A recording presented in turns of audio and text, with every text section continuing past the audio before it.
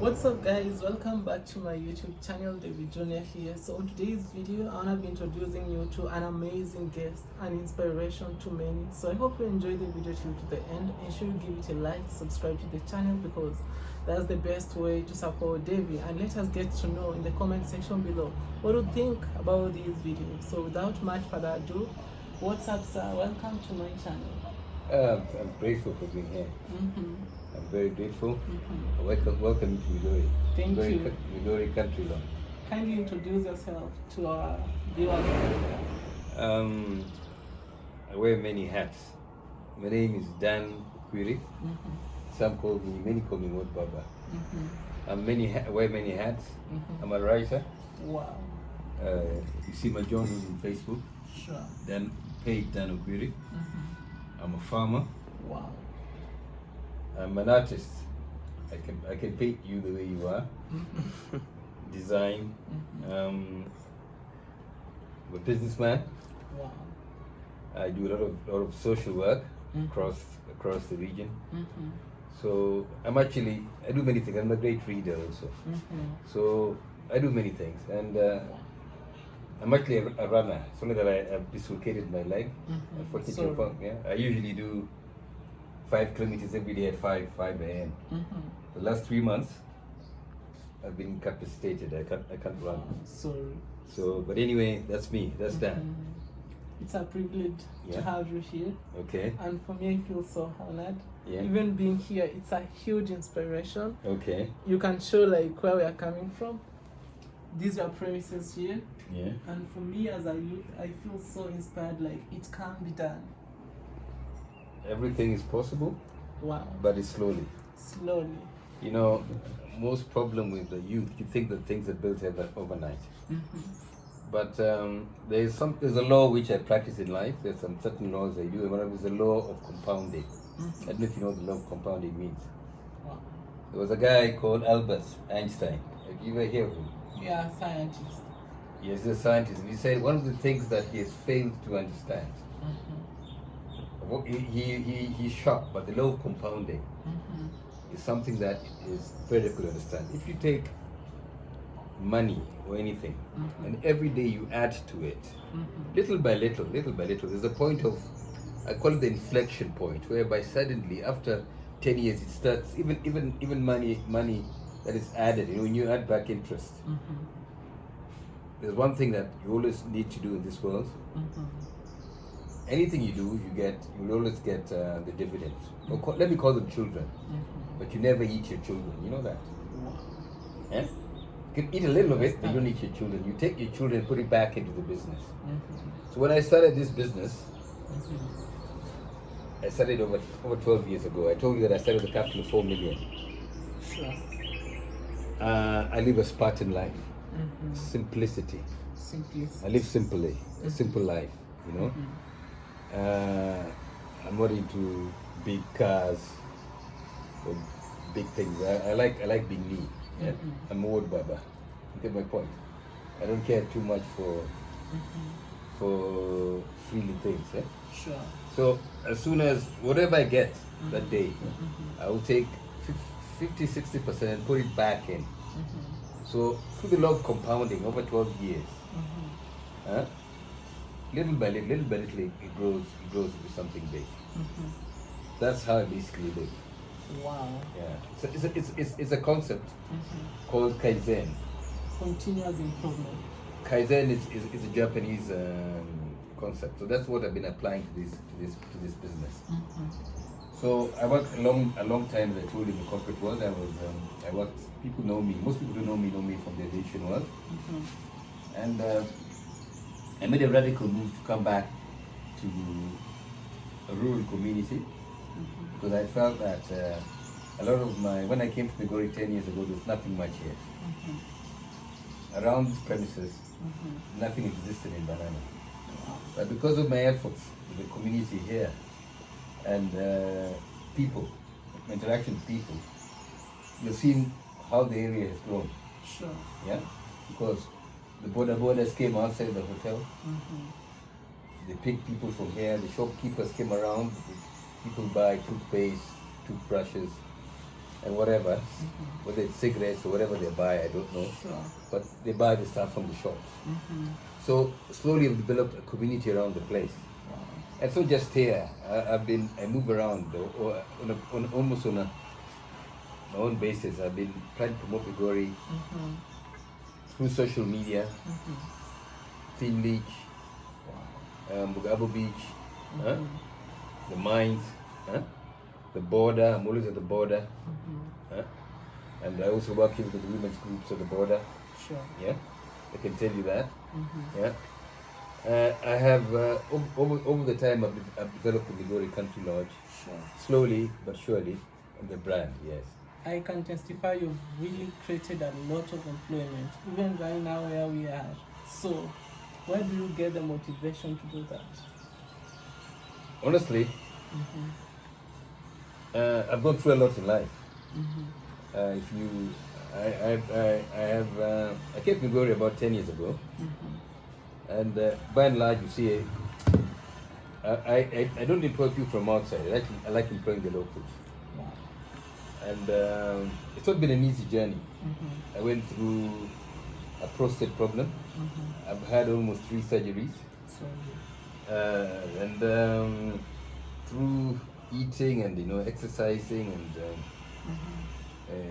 whatever, I've actually been living on the edge. And my motivation actually for existing is not money per se. It's more of the number of people who depend on me. Very many people actually depend on me. And because of that, I think it's why I actually do the business. I don't really do business for the sake of the returns, no. But I would say it's more of a social responsibility at the moment, Yeah, that's what I would say. That's where I get my motivation. When I see people grow, people feed their families, an area like this, which is a rural area basically, growing up, that's what gives me motivation. Wow. Yeah. How was your upbringing? Was it fine? Was it smooth? Or things were just okay? You decided to just take it where it was and just build yourself? My father was a hard worker, no doubt about it. Wow. I'll never say we lacked. We never lacked anything. My father was a great man. He did wonders. My family is actually Catholic. My grandfather is one of the first. I think my grandfather was perhaps one of the first English speakers in Nyanza. Wow. If you go to the Kenya National Archives, he was. I saw his name in the Kenya National Archives, and I was very touched. By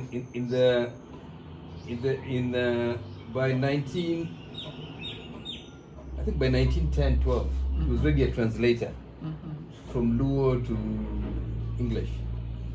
He came up with the Mary Hill Fathers went to Bondo. I actually don't come from Migori. I actually come from Chea County. I actually come from a place called Sakwa.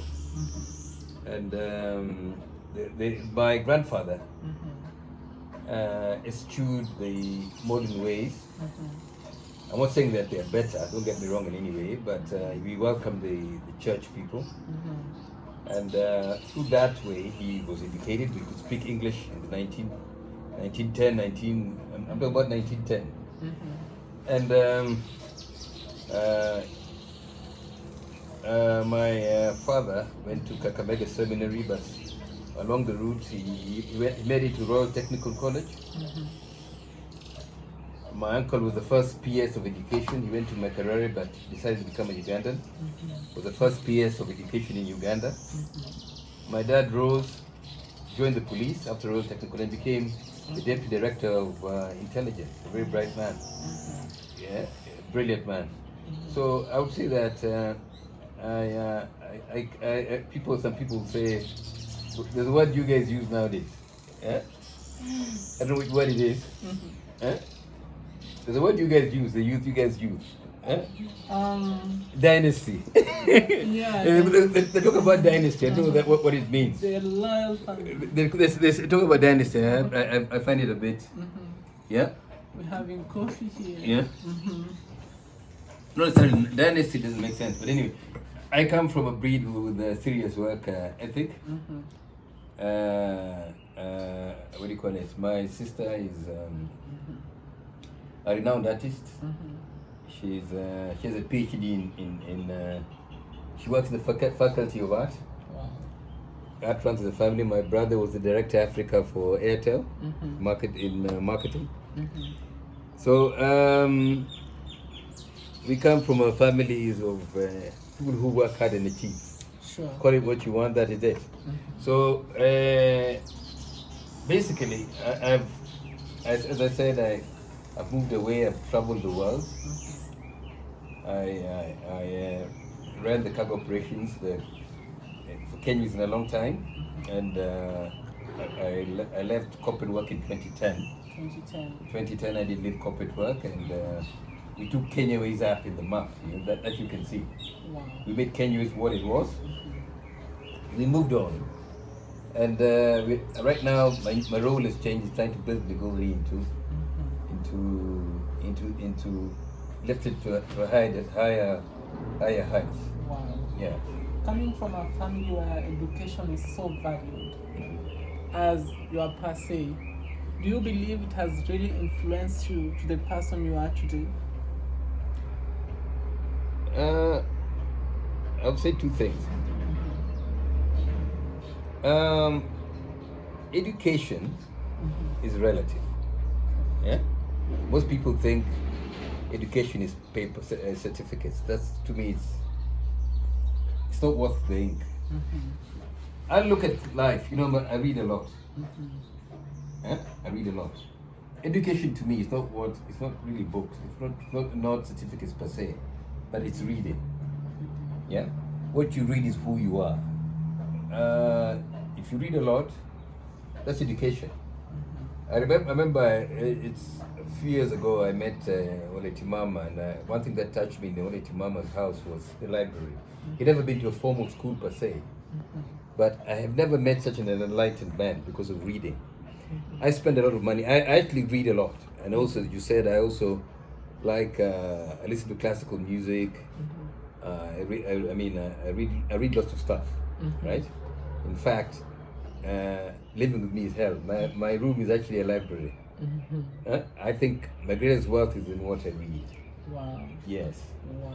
Yes. Your social life, it's commendable. How you interact with people, it's top. So, how did you found yourself there? Because it's so rare people who have made it in life to interact with the youth. How did it happen to you? That's a very good question. I left Kenya when I was 17 years. I actually went to India. And by the way, I speak the Hindi language quite fluently. Yeah. So here I was at 17 years. I was thrown into India. But when I went to India, I was in a totally different culture, different ways of doing things, different thinking. My background was Christianity. I learned in India that Christianity is a relatively young religion. You wouldn't believe that. It's only 2,000 years old. When I was in India, I saw those Hinduism, Buddhism, 5,000 plus years. Now, here am I in a country, people eat differently, think differently, and have to communicate with these people. What I did, you ask, people say I interact well. Yes, it's true. Yeah? You're very true. I can actually look at someone. When I went to India, I can actually read minds. Eyes talk to me, and I make people feel easy. It's a talent I have. I can go anywhere. Because when I went to India, here I was, relatively alone. I'm in a different culture. I had to learn to swim fast. So one of the things I learned that life is about people, and you have to connect with them. So you look at commonalities and reach out. Even Migori here, I'm Luo by blood, but you find me. I'm a member of the Kuri Association. Yeah? I think I'm the only Luo who's a member of the Korea Association. It's not by choice, but I sit with them and I talk with Koreans like I'm a Korea. You wouldn't even know that I'm Luo. You'd be very surprised. Yeah. In Tanzania, which is hardly 20 minutes away, I have more Tanzanian friends than I have Kenyan friends. So I've lived actually in 3 continents. I lived in Asia, studied there, and then when I joined Kenya, I got a scholarship from the British government. I went to a very prestigious university called Cranfield. It's among the top 10 universities in the UK, and one of the best aviation universities in the world, where I did a master's in air transport management and aviation, and my chartered Institute of Transport and Logistics. And when I went there, I traveled widely in Europe, and aviation makes you connect with the world. Also, of course, I'm Kenyan, and I've traveled all over Africa. I've even driven from here until Zimbabwe. So I think I've actually stepped everywhere. Now, you talked about education. Education is not books. It's people. When you travel, when I interact with you, there's something I learn. There's something you learn from me. That is what education is all about. Education is not about degrees. I've met so many illiterate graduates, illiterate guys with PhDs, and they can't even write a paper. They can't even write a one-page CV or anything that makes sense. So education is more about solutions to things. Yeah. Unfortunately, in Kenya, we have so many educated illiterates. Paper is dabbed everywhere. You find everyone flashing paper all over. You don't have educated people. Understand? Education is all about solutions, ideas, to things. It's not about knowledge.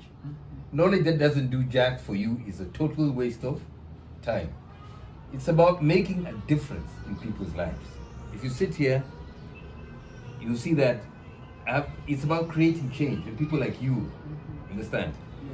The question you should be asking is, it's not so much about education, but it's more about, because this life is a journey.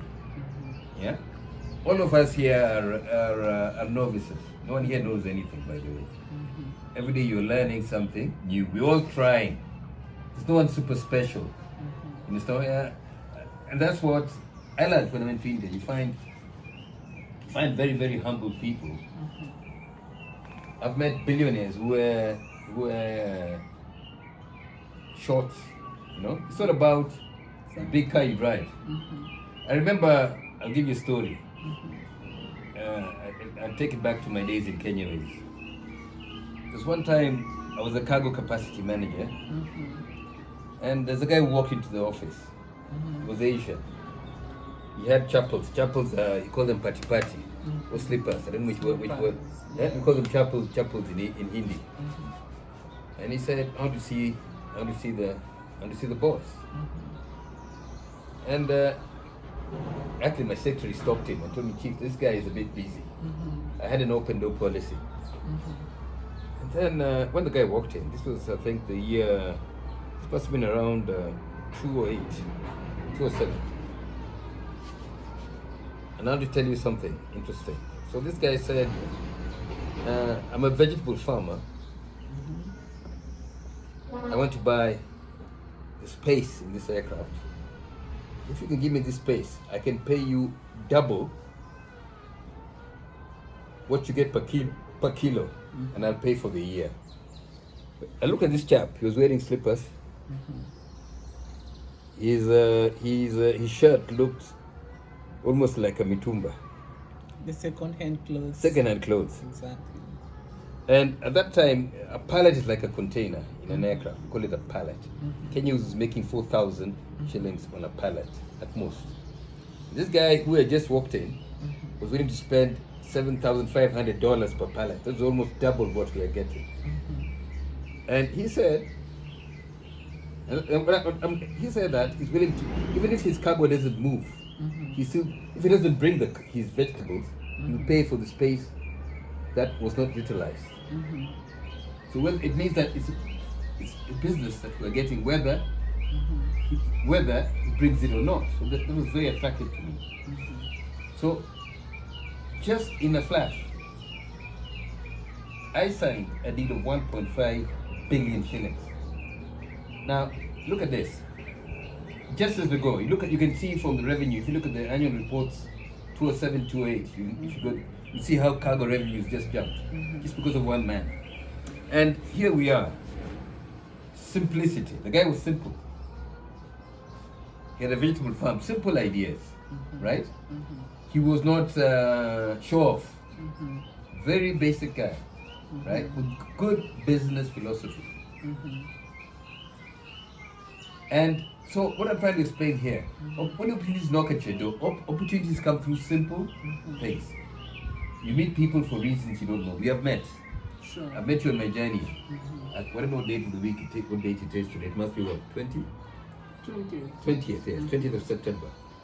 So this is the 20th day of September. We're meeting. Exactly. People meet for reasons, and every morning as you wake up, there are opportunities that the deities. Deity means God, God, whatever you conceive to be, give to us, dish out to us, and those opportunities are like air. Air. You see, air is everywhere. Understand? Yeah. You find more air here in Kenya than more air in Uganda. Everywhere. It's everywhere equally. So everywhere you go, God dished out equal opportunities. The problem is can we see them? Understand? It's like a sculpture. I'm an artist, by the way. I can paint you. Yeah. And one of the greatest artists who ever lived, she's called Dora Betts.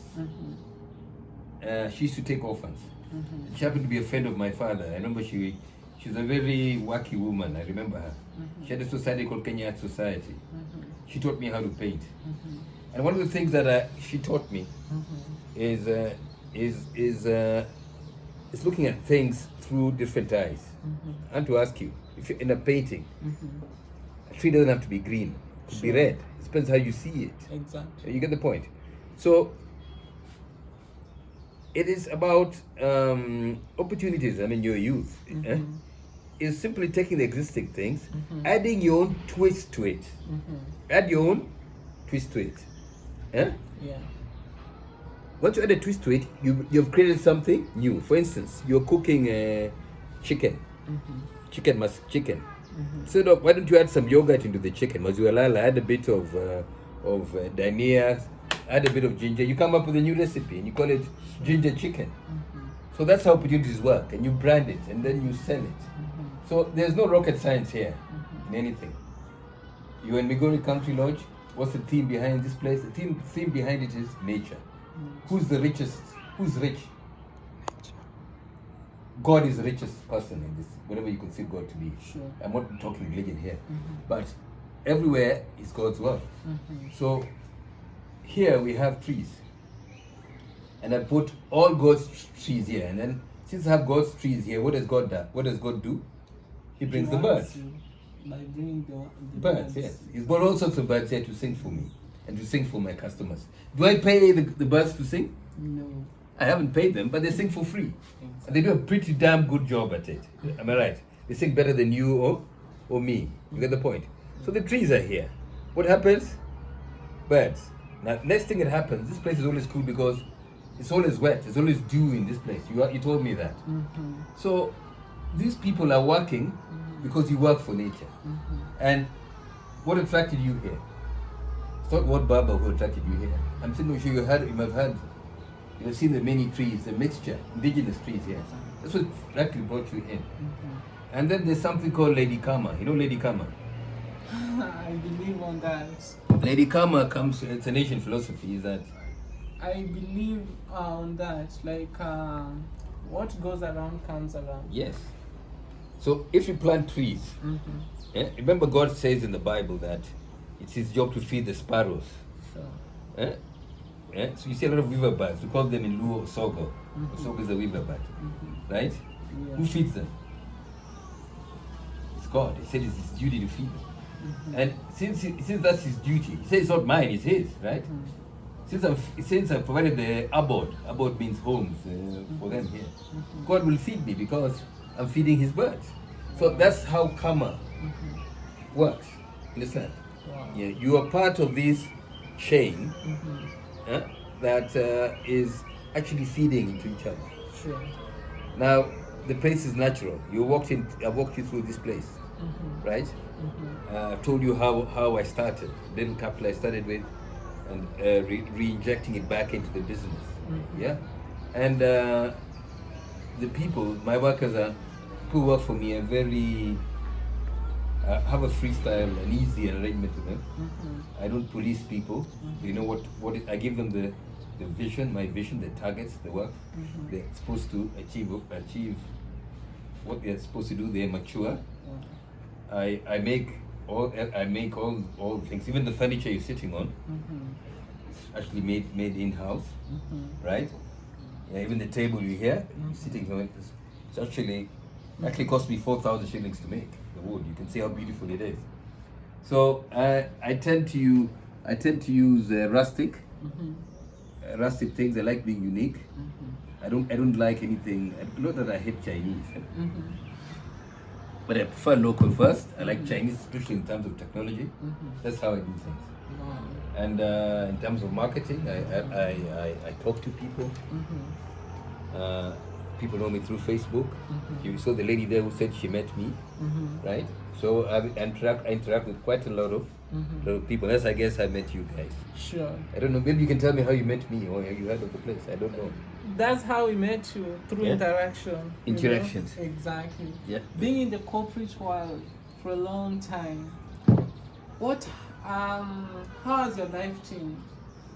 Right now you're just independent by yourself, doing things by your own, having that freedom. You can move from one place to the other. How is life right now? Very, very brilliant question. You ask good questions for your age. Thank you. Yeah. Anyone who asks about tomorrow is brilliant. Thank you. You get the point? You know, the Bible says the most brilliant thing is what? Which animal is most brilliant? Question to you guys. The most brilliant? I'm asking you a question, madam. Yeah, what animal is most brilliant? Huh? The most brilliant questions, like as What's the most brilliant being? Bang. Eh? The Bible says, if you read the Bible. Bee. You don't know? Bee. You should be in my class. One of the most brilliant animals of being is an ant. An ant. An ant. Yeah. The small one that can sting. An ant. You know an ant? You know ants? Yeah. Kwa Kiswahili inaitwa siafu. Ni siafu kama Zinapita kwa barabara. usifikiri word baba juu Swahili. Inaitwa siafu kama ufahamu. Sasa the most intelligent ambapo ina hekima ni siafu. Kwa sababu gani? An ant stores food. Stores food. It works in a certain method. An ant assigns tasks to each other. It is a particular group doing a particular thing. It follows certain paths. It follows certain paths. It stores food. You get the point? Yeah. It works according to a certain schedule. Understand? Now, that is one of the animals. You know, if you study an ant carefully, have you seen an ant starve? No. Now, if you say an ant, and that's why if you read the Proverbs, God talked about ants. It's a very small creature, but a very organized creature. Yeah. Am I right? They move from place to place in seasons. They store food. They work in certain teams. They move in a lane. They move in. You can think of that. So now, why I talked about ants? We're talking here an issue of retirement. You asked me the change of life. Yeah. A lot of us in this world never prepare for retirement. And when I look at, I'm not exactly old. I retired early in life. I retired at the age of 44. Huh? That's late. Was that early? I don't know. Early. 44? Yeah. Here in Kenya, even teachers retired 60 years. Yeah, I retired at 44. And after that I said, I had a job offer, pretty good at that time, paying me like 350,000. Qatar Airways, regional manager Africa at that time, for cargo. But I thought to myself, I'd worked like 25 years at that point. 20 what? Not 25. 24. I started working when I was 20, by the way. 20. Yeah. I educated myself. I did my first degree quite young, at 17. I finished it in 3 years by 20. I started working. I went to masters. I said when I was working, I was going through Kenya Airways at that time had an excellent training program. I went through world-class institutions, sponsored by various governments. So at the end of it all, at the end of the day, you'll have to work for yourself. Sure. You can work for people, but at the end of the day, you have to work for yourself. Now, working for yourself requires a plan, a vision. Unfortunately, school doesn't teach us that way.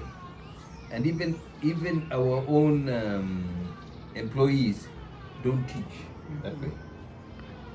And when retirement hits most of us, especially people of my generation, within 5 years, most of my colleagues are actually dead.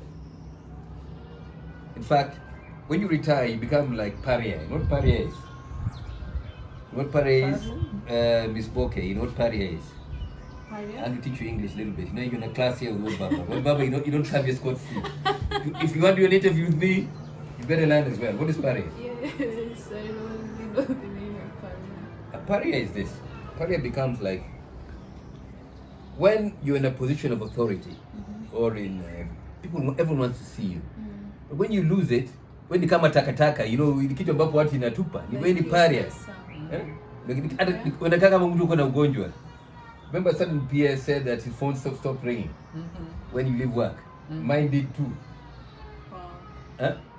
You know, when I was running, I was running my budget was about, at that time was around 6-7 billion shillings. When I stopped work, 2 weeks later, see me kwa nimekufa. I kept on looking at it. Does this thing work? You know, it wasn't working. So you become pariah. So that transition, because most of us do not know what to do after retirement. It is not an easy to know what to do after. Yes. Yeah. So the transition between work, your income goes down, your health. Maybe you the company paid your health. Now you don't have that. Your friends will disappear. So many things happen. So that transition is very difficult to manage. Sure. Yeah, especially if you're so attached to those trappings, where you believe you forget that you're a person. Yeah. So when you leave work, you realize you have to be you. You start playing the you, who you are. It's important. You can even lose your own family. In fact, many people after leaving work, both men and women, you find your spouse will run away. So here you are. Your children find you useful. Your spouse. Even I'm not trying to be sexist. That's some people interpret things. But you find that you even lose that family support because you're not longer who you are. So one of the things that you must establish to find your purpose. Yeah? What's your purpose? And what can you do around your purpose to create a job? Because in your generation is not like mine. It's very different. Permanent jobs no longer exist. You see, what you're doing here is very exciting. I'll tell you why. I grew up in an area with no mobile phones. I first got a mobile phone. I'm 57 now. I first saw a mobile phone when I was 40, right? So most of my life I didn't have mobile phones. I'm not so much attached to mobile phones like you guys. But the mobile changed how things were done. You understand? A lot. If you ask me what changed Kenya, there's something called a black swan. You know what a black swan is? You know what a black swan is? You know what a black swan is? have I no think you idea. guys need to read what black swans are. It's very important. And I can tell you don't read enough. We don't read enough. For all of you guys, you young youth guys, you don't read enough, and that's very, it's very unfortunate. Huh? I can tell by talking to you guys, you don't read enough. You are what I call them the educated illiterates. Huh? I'm sorry to say that, but it's the truth. Okay. Now, Yeah. We are here to learn. yeah. actually. So, in life, in every 10 years, there's something called a black swan. A black swan is something. It's a phenomenon that is happening that people are unaware of, but will completely upset the way things are done. Wow. Now, I want to ask you now, what is a black swan? I've told you what it is, defined it. What things have done, what things have transpired that are in sync in what I'm saying? Miss Walker, please tell me. You say that a conversation is something that you can make and it upset you. You don't feel happy about it. No, not that. It's a phenomenon. It's a wave that is happening in the world that is changing things that you are not aware that things are changing. What have you experienced in Kenya that you'd call a black swan? The technology. And way of living, like. Okay, I'll tell you something. Since you guys and most of you guys are not up there. Fortunately today you're in World Barbers class now. And it's important because what is happening here is a black swan. I'll tell you why. The first change that I noticed in this country, which was a black swan, was independence. Independence was a black swan. Things changed in Kenya immediately. Zungu left, the opportunities suddenly popped up. But at least independence, you are aware. I wouldn't even call it a real black swan. Another black swan that came up, I'll give you step by step, was, I'll give you instances. I'm going so deep, but I think, was the internet. When internet came, people were not really aware of internet. People did not take to it. Even computers came. Internet changed how people communicate, how people socialized. It changed how people got information. Because of the internet, right now we have universities who are doing education through digitally, right? Now it has created opportunities for you to read. The another black swan was M-Pesa. M-Pesa changed the way we transmitted money to each other, right? When it came, no one was really aware of what changed. We started kama kitu kidogo. No one was really aware, but it came and changed the way the banking world worked. Another thing that changed things was M-Pesa. Not M-Pesa, rather, sorry, was the boda. I remember when I used to go to the village those days. We used to, from my village, my grandfather's home to the main road was a 17-kilometer walk. Now, when the boda came, suddenly you could land in the nearest market and get a piki to take you. So look at me. You're in the hotel veranda. I can sit here, send money to Nairobi. I haven't even seen this guy. Like right now, my violin is repaired. Right now, right? I want it repaired. I've kept a guy there. He repairs violins. I'll send it through. I'll pay him through M-Pesa. I'll send it on Wells Fargo. It will come. The boda will deliver it here, right?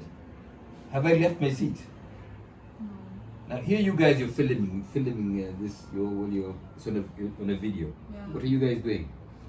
This thing is going to be broadcast. You don't need. Before we had one when I was in the 70s, we had one company called KBC, which used to do all the broadcasting. All news and information came through KBC. It was black and white, and it used to be the stations used to. TV started at 6 and ended at 10. I'm sure you guys are not aware of that. 6 in the evening until 10. KBC. You know that? It was not even called KBC, it was called VOK, Voice of Kenya. And it was only in certain areas. Few places had power. Right now, this thing we're doing here, this transmission, is going to be, it will be uploaded onto the YouTube. You're a YouTuber. It will be broadcasted to the whole world instantaneously. Right? Am I right? You'll also earn money from it. It means that you are not, KBC is only transmitted within the Kenyan, it didn't even reach the whole of Kenya, just Nairobi. It's limited. It was limited. But you guys are going to transmit this to the whole world. Yeah. Because something happened, a black swan, that changed the way everything does. Worked. You get the point?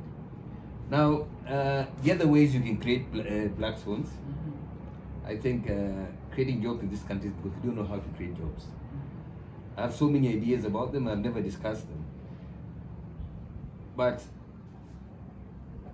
there's something that somebody said, people, when, things don't work because people don't have the ideas, the visions. There are very many Kenyans doing great things outside who have visions how to change country. There's some certain buttons you could press in this country today. Certain ways it's all about our policies. Change the way we do things. That could change this Kenya in a day. And I tell you that for free. I can tell you there's some buttons you touch. No investment, by the way. It's not about money. It's about simple things you touch. I'll give you an example. When the border came, I don't know if you know how border started. A certain minister was sitting with Kibaki, right? Yeah. Give it to Kibaki. Okay. And if you know the history of border, I don't know who, but I think it was Tuju. Give him the credit. And they said, let's do this. And it's something that I saw in India. Remember Tuju was in India? Yeah. Remember that? Yeah. Let's bring the duties of this thing to zero. Zero rate piki-pikis. By zero rating piki-pikis, everyone could afford a piki-piki. Am I right? So people brought in piki-pikis. A piki-piki was less than 50K. Am I right? Right now it's up there. Now it's up there. I don't want to go into those issues, because personally I would say I don't think it's a great idea. I think if you make people see it differently, but when we broke them down, what happened? You immediately guys brought in piki-pikis. Or imagine all this youth, if they didn't have piki-pikis, what would be happening in Migori? Wow, insecurities. Yeah. Now, it's just a policy decision. Let's bring this duty so we can open this so people can invest. Remember, it's about creating the right policies to create jobs. One of the things I told you, the very big ideas I would have. You know what you guys are doing? This is totally untapped in this country. If you go to ask yourself, and not to put this to you guys, look at Nollywood. That's in Nigeria. And look at Bollywood in India. I remember when I was in India. I used to go to Nigeria a lot. You guys are talented. And the reason I've given you time, because I can see talent in your eyes. Remember I told you my eyes talk to me. Wow. I don't look at people from how they dress. Wow, that's Yeah? great. I don't care about your sexual orientation, how you dress. You guys I know you're completely different from me. My thinking is totally different from yours. But if today we said fine, that policies that create that allow what do you call it? People to create movies. Like all the taxables and movies. You get the youth, because it's you guys who are doing it. You'll be creating series. And these series would exhibit. Wait, no, Nigeria. If you go to DSTV, the content there is Nigeria. Yeah. I want you to just think for a minute. We have such beautiful landscapes. You see that right here. But who sees it? Now, does our policy to charge so heavily on this, does it help us? Or could we create a whole new industry through this media? Fashion. You understand? If we thought different about doing things. Now, those kind of ideas are the things we need to pursue. I've just given you one. And there's a whole concept of being behind it, creating jobs. Now, remember, we can't create jobs by doing the same things what we're doing. We need to start thinking outside the box. Sure. And I remember many years ago, and I'll give you a certain story. I'll give the story of Dubai. When I started flying, when I joined the aviation world in the late 80s, Kenya was much bigger than Emirates. Would you believe that? Emirates started after Kenya. It was a little village. JK Airport was bigger than Dubai. That's right now. Right now it's 1,000 times. I cry when I go to Dubai. When I look at Emirates Airlines, I cry tears. what went wrong? It's about our policies. Understand? Yeah.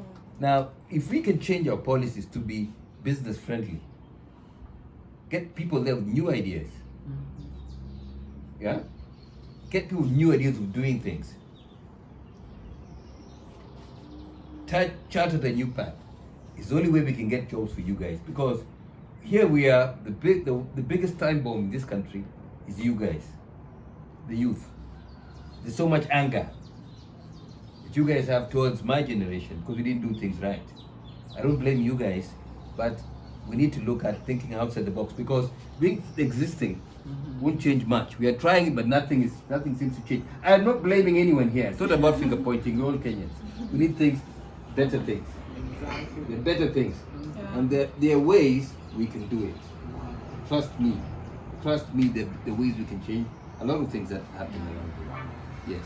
As we wind up this conversation, what's the secret of success? All these, I can comfortably say we live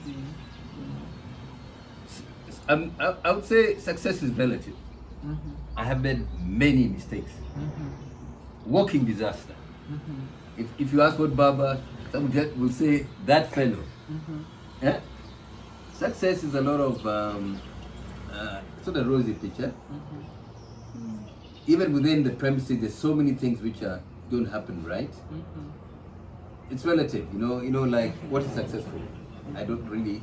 It's something I also too struggle with what success is, because I think perhaps if you look at it from the material sense, yeah, maybe if you look at it from, depends which angle you look at it. but most of the people measure success with the materialistic thing, Unfortunately, they do so. in which it doesn't supposed to be like that. Unfortunately, it is not. As I said, that depending on the stage you're in life, you look at things differently. Understand? Yeah? Depending on what you look at life. When I look at what you guys post remember I told you I'm Spartan. I remember I told you success really is have you made a difference in people's lives? If you haven't, if you won't be remembered, because what will you be remembered for when you're gone? That's what success is. Yeah? This building will, most probably, you know that it will be, whether people coming will have the same vision I had.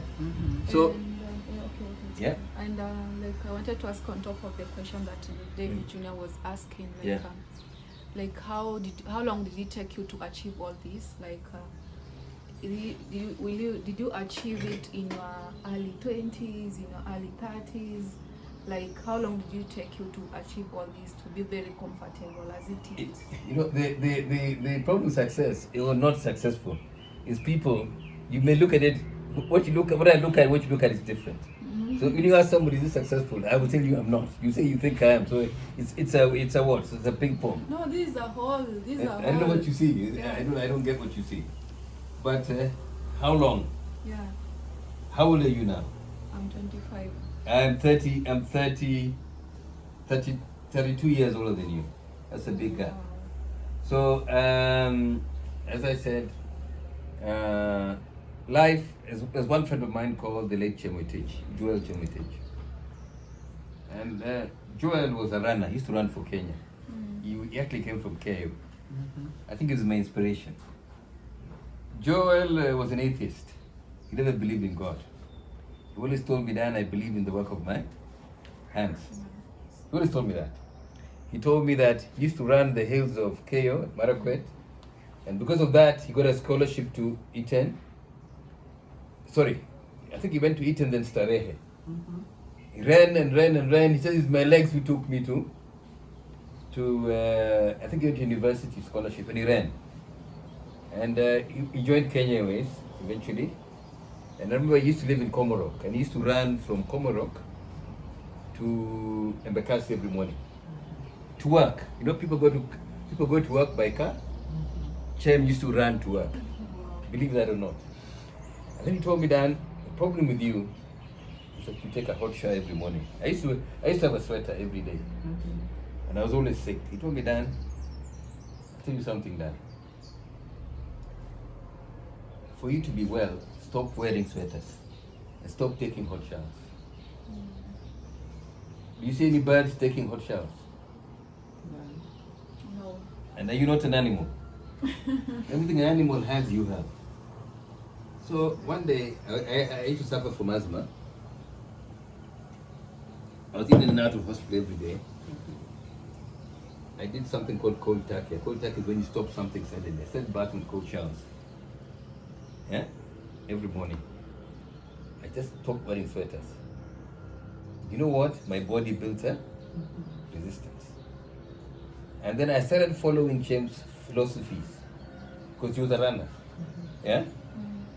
Jogging in the morning, doing things bit by bit. And Chem loved farming. He loved farming. And he loved reading.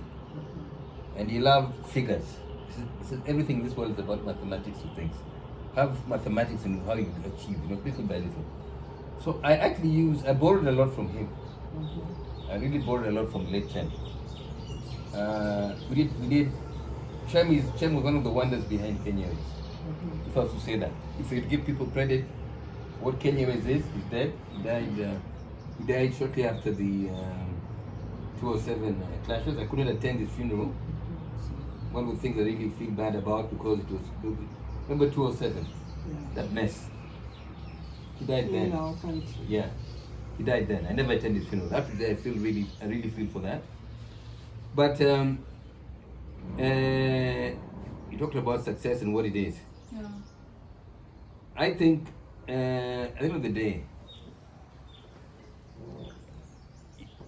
I don't know if anybody achieves anything. That's my truth. Because at the end of the day, we all pass on. What I really feel is that it's about trying. I mean, I think success is actually putting a smile to people's faces. That's why I actually engage with you guys, putting a smile to people's faces, Appreciate so much. appreciating people. Success is about sleeping that day and feeling happy. Yeah? Being healthy, being productive. That's what success is. Right? Success is many things. Right? That's success to me. Right? Success, all of us is different capacities. Success is about developing your talents. I can see you told me that you really touched me when you said that you've never worked, you don't even intend to have a formal job. You want to be self-employed. I can tell you're going to be a rich man. Thank you. Yeah. Thank you. Anybody, I remember anybody, what happens initially in your work, you find things very difficult. Sure. But when your thing takes off, it will fruit. Success takes time, it will fruit. And most people are successful don't even know they're successful, don't even feel successful. Over time, you find things will start budding. Yeah. Because things take step by step. It's not an overnight race. Value is something that appreciates. You find, this is 1 acre of land. What have I done to it? I've planted trees. Value is added. So slowly, things add value. That's what people deem as success. There may not be cash coming in, but it is the value that you add. So success is creating value. Wow. Yeah. To speak to someone out there, especially the youth who feel like there is no light in this life. Thank you. You want me to say something to the youth? Yeah. The youth, you guys are the future. One thing I would like to tell the youth is, I remember I told you that one bag of cement is 150 cabros. I told you that. It's not about what you have, how much you have, but it's what you do with what you have that makes you successful. It's a very powerful statement. Very few people can internalize what I said. I talked about two things. It's what you do with what you have, and I've talked about the law of compounding, Einstein's law. So you start little by little, slowly by slowly. Understand? Don't be dependent. I find an unfortunate generation that's coming up. I have a lot of issues with men. The male child seems to be going downhill. Fast downhill. The women child is coming up. Of course, within women also there are two groups of women. The women who believe that the only thing they can get is through men, and the women who work hard. You know, I'll be honest with you. Huh?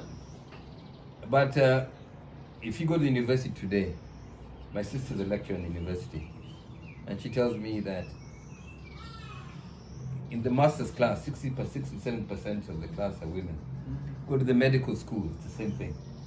Go to the PhD, it's the same thing. 60% to 70% are women.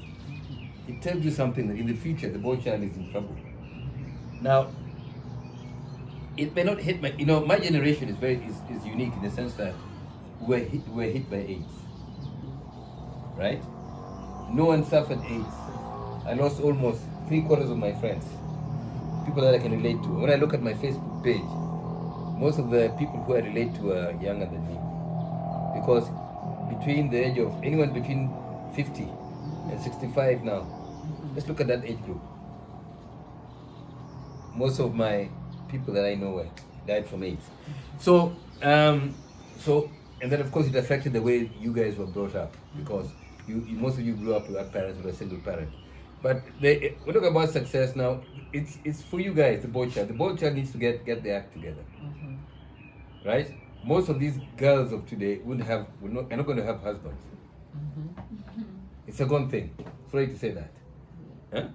Most of them are either in a border, smoking too much weed, huh? Right? Yeah. They've given up. Yeah, Yeah, true. A lot of single mothers who work for me. I mean, very few of them have husbands. They all have single children, and there's a major problem. But I would like to have a husband. Yeah, and in fact, what happens to me, I've become a de facto husband to women. Huh? I get strange women young women coming to me, mzee. They call me mzee. What about it?